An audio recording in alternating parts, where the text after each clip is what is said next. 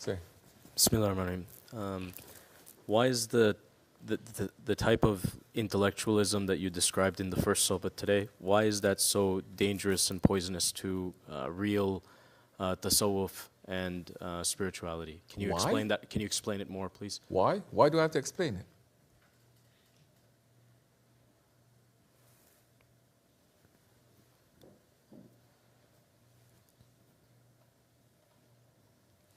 You don't get it? Or you still don't get it? You need more examples, more words to get it?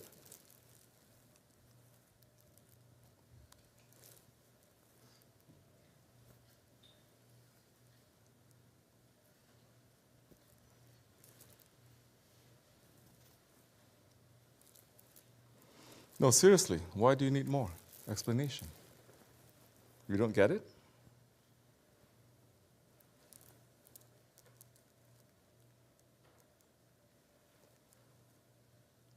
No, tell me. If you don't get it, say you don't get it. You need more explanation. Obviously, you need more explanation.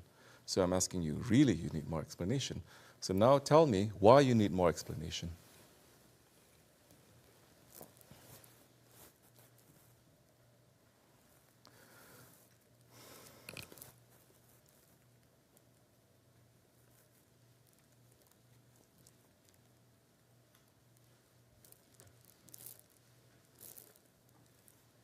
I think I can understand.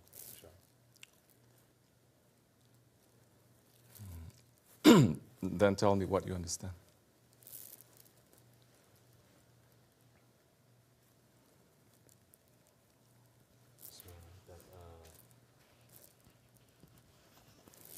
Speak in the language and the style now of sheikhs and saints and prophets, not in the style of a lawyer. Do that. If a person studies and reads about the experiences, that they will think that they went through it, and it's going to distract from what they're supposed to do, which is working on themselves.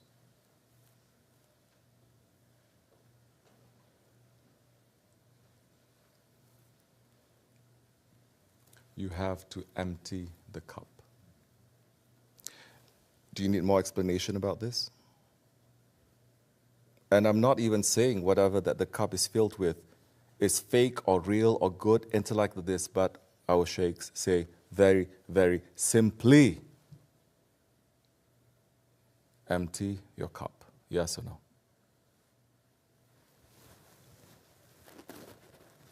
Do you need more explanation why? When your cup is full.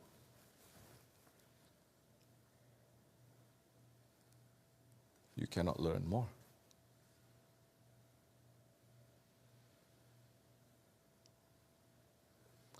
Do you need more proof or examples where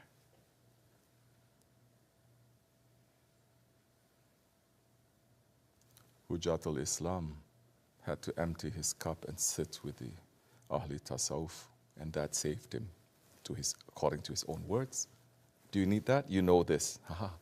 So what happened now? You know this. Everybody knows this. Everybody knows this. Everybody knows the meeting of Hazrat Maulana and Hazrat Shams.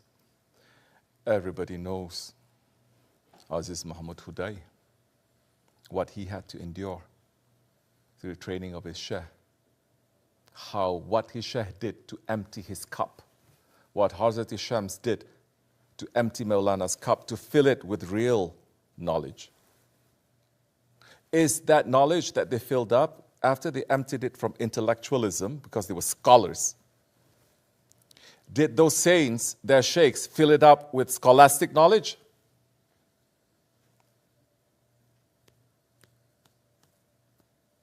And how many times I say, I'm listening to Shaykh Effendi, and I said, how many times I said, sometimes it's not just empty the cup, but I realize we have to wash the cup, and sometimes the cup is so bad that we have to break the cup.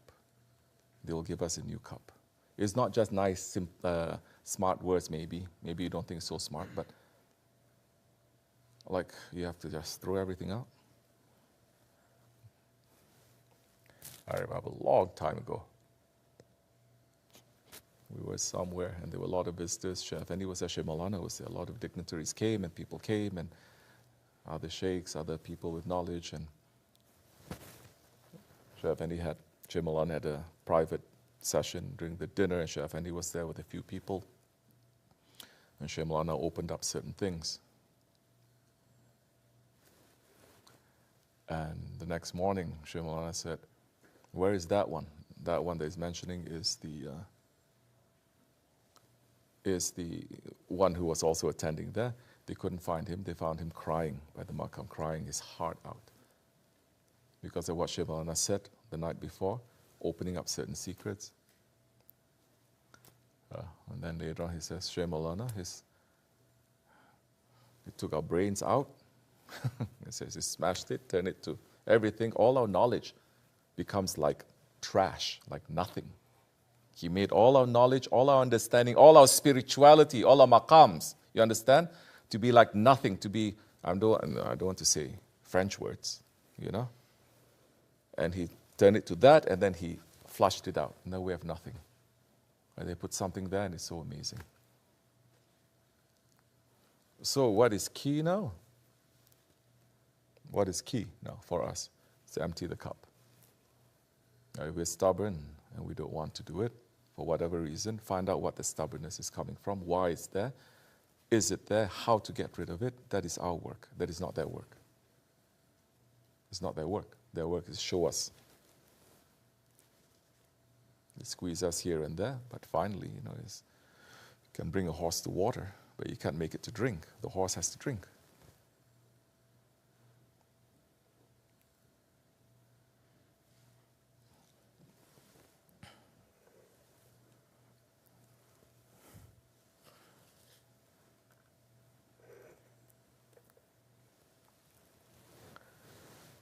So many foolish people, they're going to say, oh, these people, they're against education. They're against intellectualism, anti-intellectualism.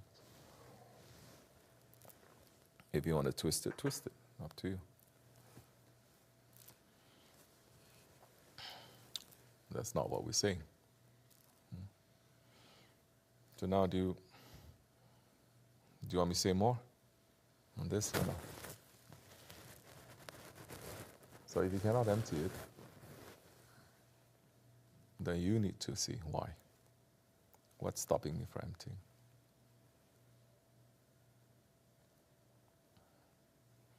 What's stopping me from obeying? What's stopping me from replacing my this with? What's stopping it? Why do I always revert back to my understanding, my ego, my intellect, my reason, my logic, my understanding, instead of putting that?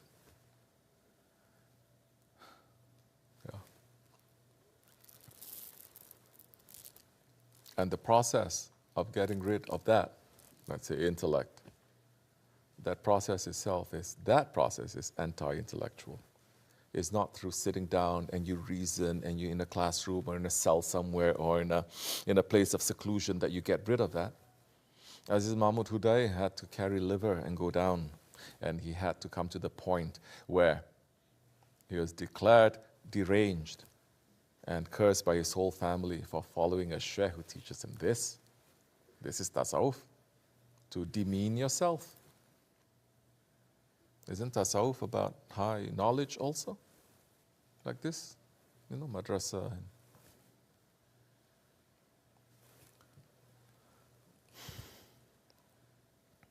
So that process is very rough. For those who are, especially when you have that, then there has to be. That why we're telling the stories, why we're having the riwayats, why we're not understanding this. The man who sits under a tree with a snake that goes into his mouth, and a rider that sees that and wakes up the man with his whip and rides him hard with his horse till they come to an apple tree with rotten apples on the ground, and the man eats it. Why is that in the Masnawi? Why are we always quoting it? The man says, what did I ever do to you? You must be shaitan. You must be a tyrant. The man says, no time. because the snake is there, it can work its poison anytime. Eat the rotten apples, now run. And he ran and he threw up. When the apples came out, the snake came out. Now he turns to the man and he says, oh, you must be an angel. You must be higher than an angel. The man says, no, I'm just someone who's been given some knowledge that you don't.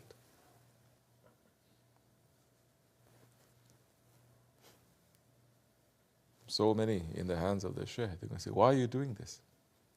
It's not fair. I didn't mean to do this. It's not fair. That's not my intention. It's not this, it's not that. Full of themselves. And the Shaykh is saying, run. Just be quiet, run. Eat those rotten apples, run. Because it's poisoning you.